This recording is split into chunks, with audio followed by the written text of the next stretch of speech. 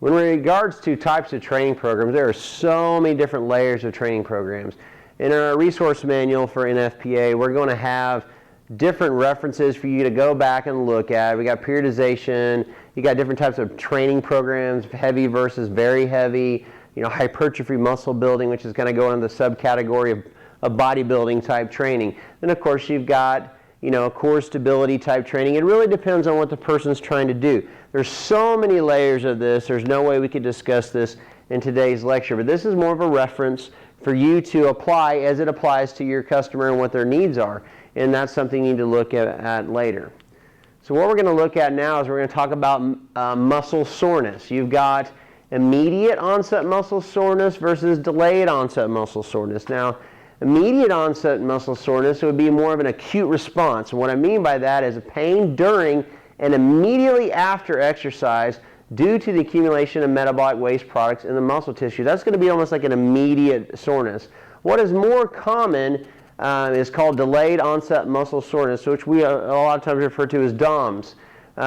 It's pain experienced, and I say pain, discomfort, if you want to call it that. A lot of times people think, oh my gosh, pain, that's a bad thing. But this is more discomfort. Soreness is what we would refer to it as. Experienced for the first 24 to 48 hours following the exercise, then declining during the next 5 to 7 days. And that's going to obviously be probably a lot of times more at first, but that's what we want to try to keep the person from being overly sore. And we sure don't want them to be like immediately, oh my gosh, I can't walk sore. Now being fatigued is different. But DOMS is real important. You might see the person the next day, how are you feeling today? Oh, I'm not really that sore. Well, all of a sudden the next day, 2 days later in other words, all of a sudden, oh my gosh, I'm sore. They get up from the movie, they notice how sore their legs are. We call that DOMS. That's very normal. That's not necessarily a bad thing. Common training mistakes. Number one, too much weight. We have to leave our egos at home and worry about proper form. Improper or no warm-up. You need to make sure your core body temperature is elevated when you train. You want to specifically train and warm up the muscles you're working. If you're going to work your legs out, make sure your legs are warm up. If you're going to work your back out, make sure your back is warmed up, gradually improving the warm-up and gradually increasing the weight as you go. Inability to stabilize core. A lot of times people have lower back issues because they have weak core. They might have all these great big strong muscles but don't have the ability to stabilize their core, and that's a big part. Common training mistake, Valsalva maneuver, is the holding the breath. When people will start to exert force and they'll and hold their breath, it can rapidly elevate your blood pressure. It puts a lot of pressure on your upper epiglottis, and that's where that comes from. We don't want to do that. We make sure we forcefully exhale as we exert on the concentric phase. Excuse me. Excessive speed of exercise, especially on the eccentric phase or the negative. We want to make sure we're always in control. Different people can lift at different speeds.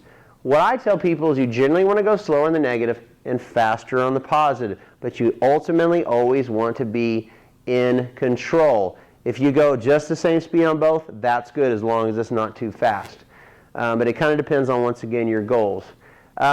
Excessive or inadequate range of motion. If an exercise does not fit a body type, you've got to be aware of that. Not everybody is going to do what you think they should do. You might show them, you might try to teach them, you explain it perfectly. There are people that are simply just not that coordinated, or their bodies don't bend and fold like we think they should.